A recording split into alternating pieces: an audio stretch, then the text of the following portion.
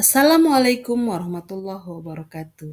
Bersama saya Nurlian Sabrina, CGP Angkatan 11 dari SMP Negeri 3 Bunut akan menyampaikan demonstrasi kontekstual modul 1.3 Visi Guru Penggerak. Untuk merumuskan visi, saya menggunakan inquiry apresiatif atau IA, yaitu mengidentifikasi hal baik yang telah ada di sekolah dan mencari cara bagaimana hal tersebut dapat dipertahankan dan memunculkan strategi untuk mewujudkan perubahan ke arah yang lebih baik. Agar dapat menerapkan pendekatan IA, maka langkah yang dapat digunakan adalah menggunakan metode atau tahapan Bagja, yaitu B. Akronim dari buat pertanyaan utama, A. Ambil pelajaran, G. Gali mimpi, J. Jabarkan rencana, dan A. Atur eksekusi. Tahap 1. Membuat pertanyaan utama, yaitu berisi pertanyaan-pertanyaan untuk menentukan arah penelusuran maupun penelitian, bahkan penyelidikan terkait perubahan yang kita inginkan. Setelah kita memilih pertanyaan utama tadi, kita masuk ke tahap kedua, yaitu ambil pelajaran. Hal ini dimaksud untuk memandu bagaimana pengalaman positif dari individu, kelompok, atau komunitas lain yang akan dijadikan pembelajaran. Tahapan ketiga, gali mimpi, yaitu kita menggambarkan keadaan ideal secara rinci dalam bentuk narasi jika prakarsa perubahan kita terwujud. Tahapan keempat, jabarkan rencana. Pada tahapan ini kita menjabarkan rencana untuk mencapai gambaran impian tersebut. Intinya, tahapan ini akan mengidentifikasi tindakan yang diperlukan untuk mengambil keputusan. Tahapan terakhir, atur eksekusi. Pada bagian ini, kita memutuskan langkah-langkah yang diambil, kemudian siapa yang diajak dan pasti mau terlibat, bagaimana strateginya, dan aksi lainnya demi mewujudkan visi berlahan-lahan. Artinya, pada tahapan ini, kita mentransformasikan rencana menjadi nyata. Visi saya sebagai calon guru penggerak adalah terwujudnya generasi yang berimtak, beriptek, berbudaya lingkungan, dan berkarakter profil pelajar Pancasila. Menurut saya ini sudah sejalan dengan pemikiran filosofi Ki Hajar Dewantara, yaitu memberikan pembelajaran yang berpihak kepada peserta didik, kemudian memberi tuntunan terhadap segala kekuatan kodrat yang dimiliki peserta didik, baik kodrat zaman maupun kodrat alam, agar ia mampu mencapai keselamatan dan kebahagiaan sebagai individu maupun sebagai anggota masyarakat. Nah, untuk mewujudkan visi tersebut, saya membuat prakarsa perubahan, yaitu meningkatkan kreativitas dan motivasi peserta didik melalui pemanfaatan teknologi. Untuk menyusun pernyataan prakarsa perubahan saya tadi, saya menggunakan tahapan ATAP. ATAP merupakan akronim dari awal atau aset, kemudian tantangan, aksi, dan pembelajaran. Pada tahap awal atau aset, saya memiliki keyakinan bahwa peserta didik mampu mengakses sumber-sumber di dunia maya yang beragam. Ini adalah awal yang baik untuk peserta didik dalam mengkreasikan narasi, makna, ide-ide, dan opini mereka. Yang kedua, sarana dan prasarana yang memadai seperti laptop, komputer, LCD, sumber listrik, dan jaringan internet. Yang ketiga, guru mampu memanfaatkan IT di dalam pembelajaran.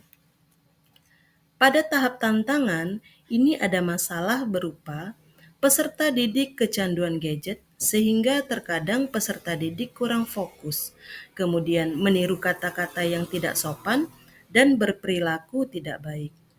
Nah, tantangannya saya mengarahkan peserta didik yang kecanduan gadget ke konten-konten yang sesuai dengan pembelajaran dan sesuai dengan usia mereka.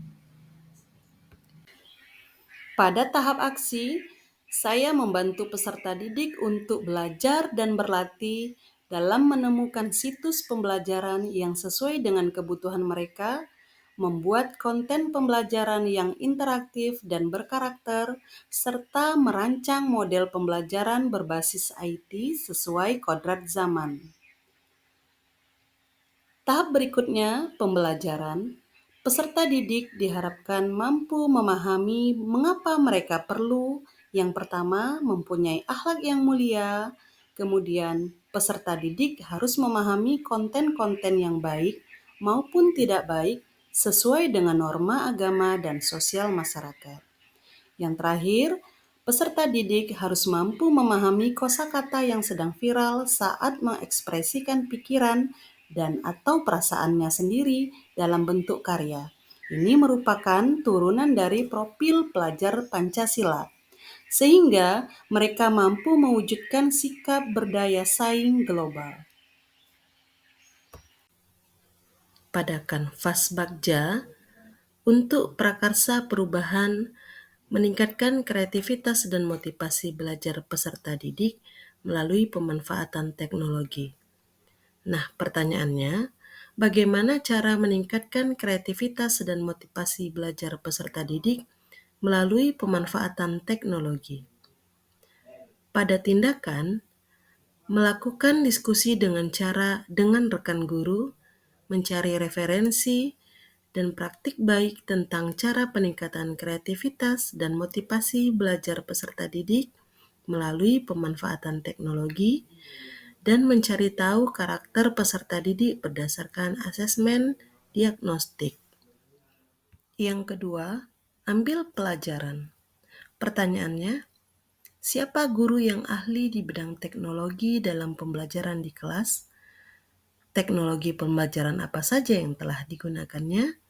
Bagaimana memilih media atau teknologi pembelajaran yang tepat agar dapat meningkatkan kreativitas dan motivasi belajar peserta didik? Untuk tindakannya, mencari referensi tentang tokoh guru yang ahli di bidang teknologi dan mencari referensi berupa media atau teknologi pembelajaran yang sesuai dengan peningkatan kreativitas dan motivasi belajar peserta didik. Tahap gali mimpi. Pertanyaannya, adakah pemanfaatan teknologi dalam pembelajaran dapat meningkatkan kreativitas dan motivasi belajar peserta didik? Bagaimana pembelajaran berbasis teknologi dapat diterapkan pada guru mata pelajaran lain? Adakah kaitan antara pemanfaatan teknologi dalam pembelajaran dengan dimensi profil pelajar Pancasila? Tindakannya, membuat lembar observasi tentang kreativitas dan motivasi belajar peserta didik. Melakukan kolaborasi melalui Kombel untuk memberikan pembelajaran berbasis teknologi. Mencari referensi tentang dimensi profil pelajar Pancasila dan berkonsultasi dengan orang yang kompeten tentang hal tersebut. Jabarkan rencana. Pertanyaannya, apa langkah-langkah untuk memulai membiasakan pemanfaatan teknologi dalam pembelajaran? Apa media yang digunakan dalam pembelajaran berbasis teknologi? Bagaimana usaha menjaga keberlanjutan pemanfaatan teknologi agar terus dapat dilaksanakan dalam pembelajaran di kelas? Tindakannya, membuat perangkat pembelajaran LKPD dan instrumen penilaian yang tepat. Mencari media pembelajaran berbasis teknologi yang tepat sesuai karakteristik peserta didik dan materi, serta pemberian reward bagi peserta didik yang memiliki kreativitas dan motivasi belajar tinggi. Tahapan terakhir, aktor eksekusi.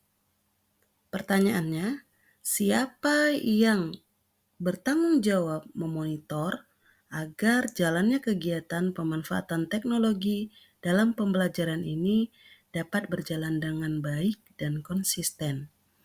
Tindakannya, membuat jadwal kegiatan pembelajaran menggunakan teknologi yang bervariasi tiap minggunya. Demikianlah rancangan prakarsa perubahan berdasarkan tahapan Bagja. Semoga dapat membawa perubahan ke arah lebih baik dengan pembelajaran yang berpihak pada peserta didik. Salam guru penggerak, tergerak, bergerak, dan menggerakkan. Assalamualaikum warahmatullahi wabarakatuh.